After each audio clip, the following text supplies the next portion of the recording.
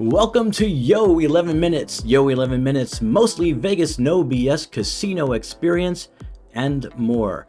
Michael Traeger is not here. He's not here today, as he is swamped with work, so he is not here. But I'm here, and it's okay. We're going to make it through this episode together. We got this.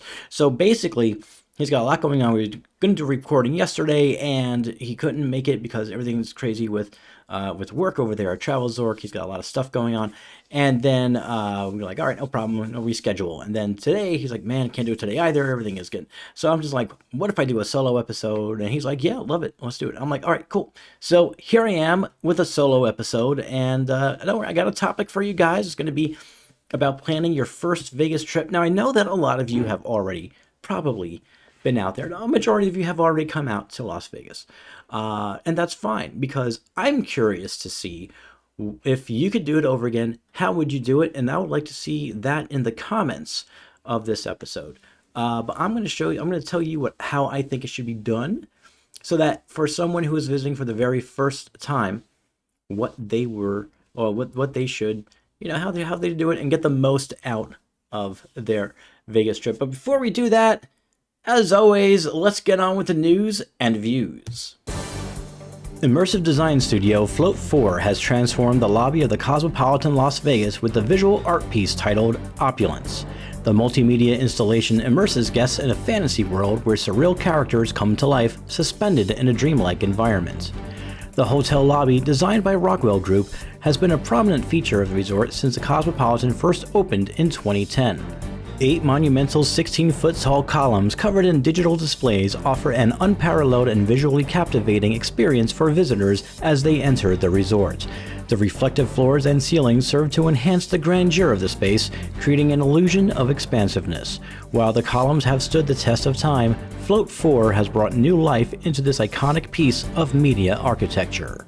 The Opulence capsule, created in collaboration with the Cosmopolitan of Las Vegas, is an opportunity to showcase the resort's playful brand philosophy as well as its commitment to art.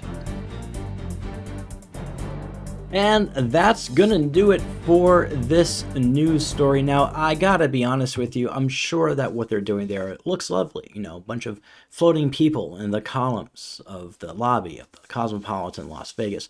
Fantastic. I think it's great. But to be honest with you, I think I'm going to miss the sexy silhouettes that they used to have. So maybe they'll bring them back from time to time. I don't know, but kind of like that. I thought it was cool. Anyways, that being said, it is time for the tease.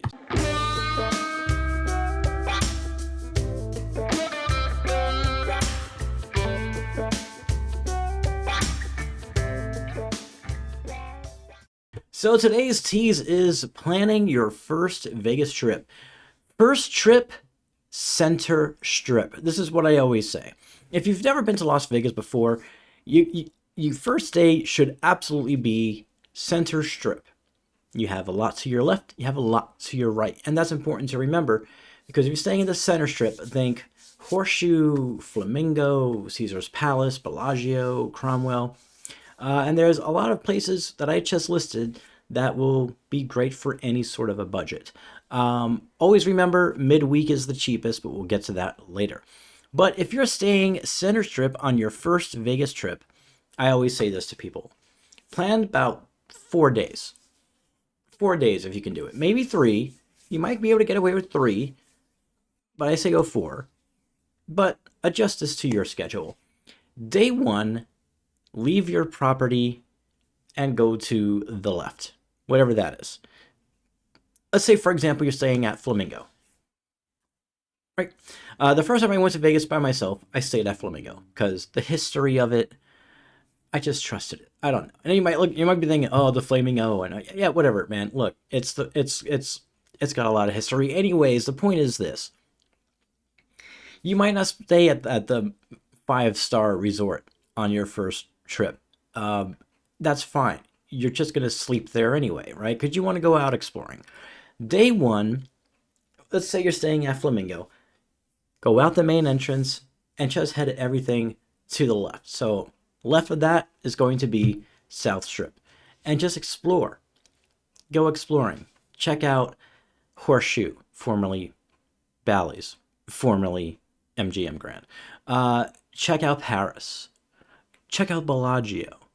And just take your time. Explore. There's plenty of places to eat there. There's a lot of things to see. And take your time and just go exploring. And hit up as many things as you possibly can. Planet Hollywood, Cosmopolitan, uh, New York, New York. I highly recommend New York, New York. You can probably just skip Excalibur altogether. It's, eh. And check out MGM Grand. If you get there before Tropicana closes, check out Tropicana. And if it's your first trip, it'll be the first time and last time you'll see Tropicana. Check out Luxor. Just for the sake of just being in the pyramid and looking up. It's the most unique interior design of any hotel tower in Las Vegas, I think.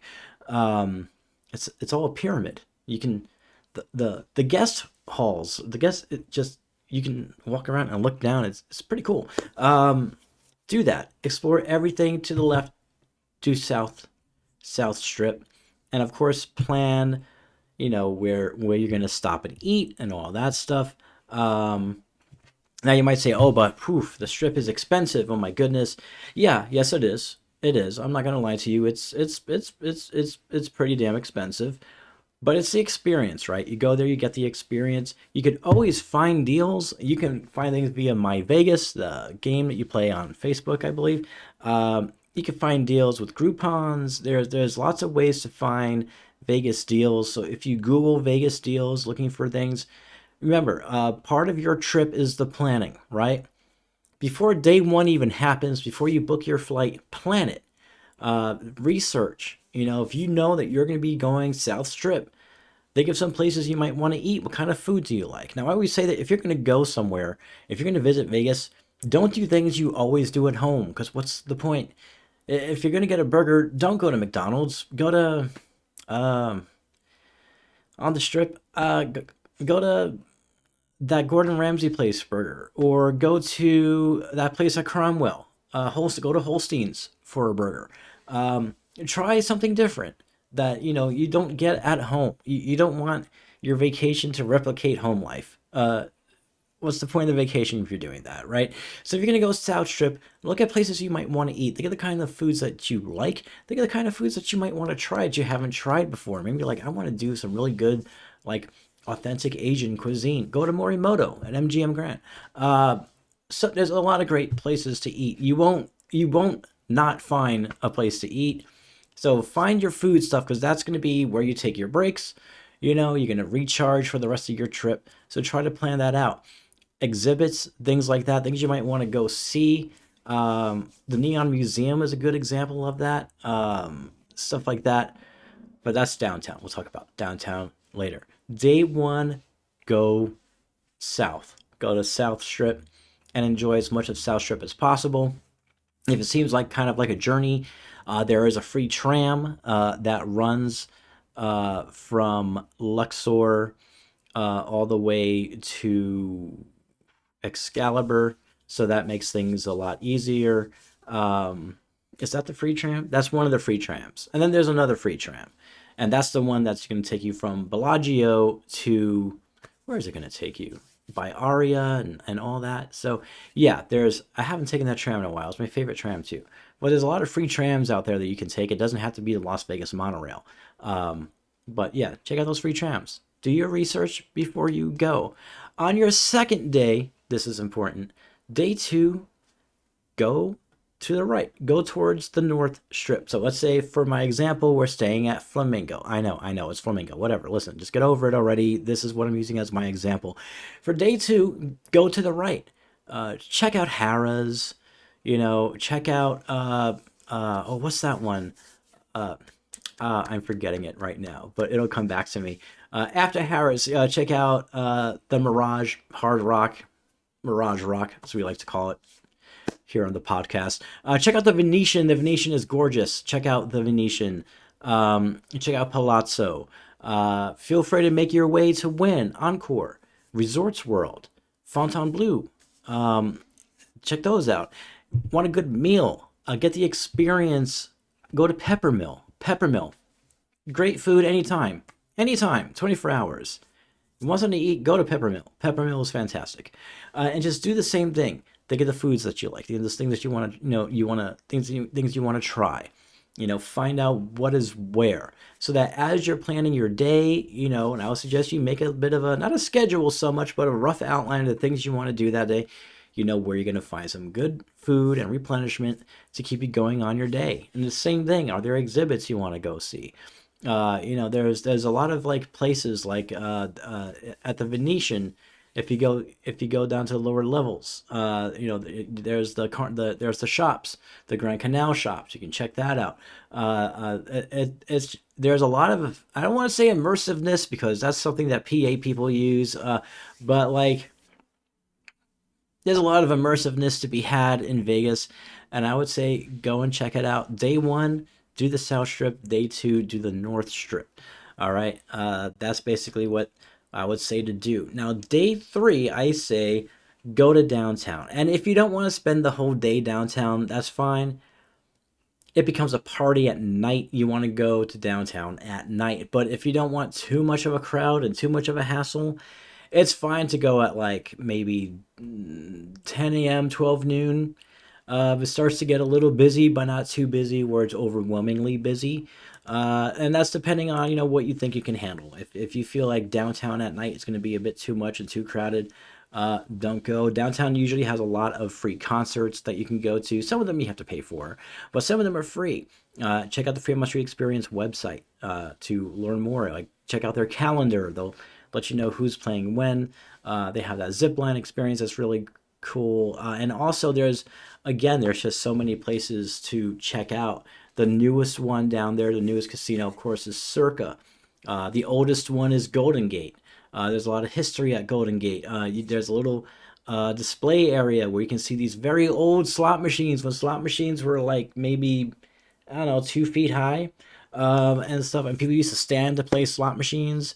Yeah, check those out. You can't actually play them, but they're fun to look at. They have a little area where you can see the first telephone that got installed there. A lot of the old directories of people who had guest books, people signing their names in to check in to the Golden Gate. Lots of history there.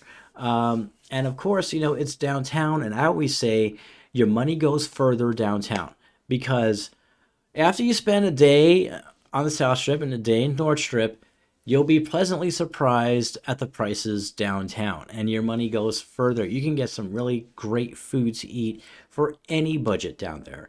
If you want something upscale like Oscar's Steakhouse or Adiamo, or something like that. If you want something like real just low roller food like Coney Island at the D, something along those lines. There's really great breakfasts that you can have at Binion's Cafe and at Claim Jumpers. Like there's food everywhere, so check it out. I would also suggest that you take a nice stroll through Golden Nugget. It's absolutely it's wonderful to take a walk through there. They have that pool and they have that aquarium in the middle of the pool. It's really cool to just take in, just take in the moments that you have down there, and you might just love it. I'm a big advocate for downtown Las Vegas because that's where I spend my work days.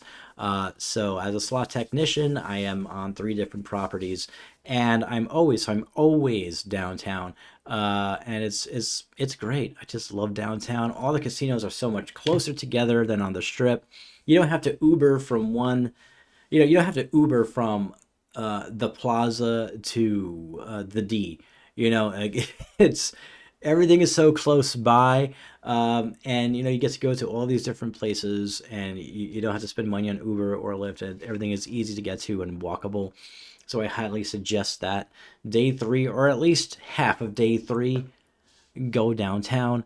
And now for day four. And for day four, I say let Vegas happen. Really, just let Vegas happen. Don't plan anything that day. Just see where it takes you. Wake up and feel the day. Decide where you want to go, and just see what happens that day. Some of my best moments and best memories of being here in Las Vegas as a visitor was when I didn't plan anything at all. Now, I had some good times with stuff I planned, don't get me wrong, but it was always more fun to see where the day would take me being out here. So I would suggest that if you're going to come out here and visit, let Vegas happen. Plan one day to let Vegas happen. And that goes for any vacation, anywhere, any city that you go to on vacation, let Vegas happen. I think that's important to just see where the day takes you and make a bunch of memories. So when you're thinking about your trip to Vegas, also consider, besides gambling, right? Because every time someone visits Vegas, people always think, "Oh, gambling, gambling." Well, there's way more to Las Vegas than gambling. Way more to Las Vegas than gambling. So what would you like to do besides, there's gambling, but there's also great food. There's shows. There's exhibits. There's lots of things. There's a huge sports book at Circa. I mean, even if you're not a sports fan, I'm not a huge sports fan, although I'm an Olympics fan. So when Olympics happens, I'm a sports fan. But just to go there and go to the very bottom level of that sports book is exhilarating to me. There's just so many experiences that you can have, even if it isn't your thing, you can still find joy in it. So I would say go to Vegas, be yourself, but also don't be yourself. Be a bit more daring. Some tips, of course, midweek is cheapest anywhere in Las Vegas. Now, of course, if it's a special event happening, like, for example, the Super Bowl or March Madness or things of that nature, things are going to get more pricey. So make sure that when you do book your trip, it's not in the middle of like a really big event, sporting event or anything like that. Fridays and Saturdays are usually expensive. Flights are more expensive. The hotel stays are expensive. So I always say, if you're going to do a first Vegas trip, maybe don't do a Friday and Saturday. Maybe do midweek. And you can actually start on Sunday, because Sunday things get cheaper. Sunday, Monday, Tuesday, Wednesday, or something like that. Or Sunday, Monday, Tuesday, or whatever the case is. Tuesday, Wednesday, Thursday is good, but Friday things pick up. So you just want to, if you want to avoid the expensive hotels, fees, and the expensive flights back, avoid Fridays and Saturdays in Las Vegas, I would say. But if you're rolling in on any budget and you've got a good budget and you want to do it anyway, by all means. But if you want to like have more money to enjoy Vegas instead of spending more money to get there, I would say do midweek. Now, I always say this too. If it's your first time in Las Vegas, make sure you get a strip view. At least once, get a strip view. Get a strip view so that at night you can stand there in the window and just look around and be like, yeah, this is awesome. And so also in the morning when you wake up, you can stand there in the window and be like, yeah, this is awesome. It's just good to get that strip view, especially for your first trip, because you can just look around and take it in. I've had some wonderful strip views from the Flamingo, actually. I stayed in a go room facing towards Caesar's Palace. And, you don't just see Caesar's Palace. You look to the left, you can see all the way to about Cosmopolitan, a little past that. You look to the right, you can see all the way to Mirage. It's a nice view to have. Now, if you want to stay at Caesar's Palace, it is known for being a maze of trying to get through. I get lost there all the time. And it's just, there's just so many towers, and the design of how to get around is not all that great. I wouldn't advise going to Caesar's Palace, but yeah, give it a shot if you want. I don't know. But once again, if you can get a strip view, get a strip view. There's nothing like it in the world. It's the most unique skyline in the world, and whether by day or by night, it's highly enjoyable. So that's it. That's all I got for you today. In the comments, let me know, how did you do your first Vegas trip? What did you think of my way of doing it? And if you haven't gone to Vegas yet, let us know.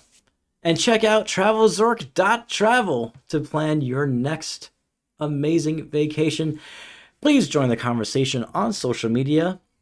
You can find us easily, as all social platforms are, at TravelZork. We'll see you next time. Probably Traeger and I. We'll see how work goes. I don't know. But until then, we'll see you next time.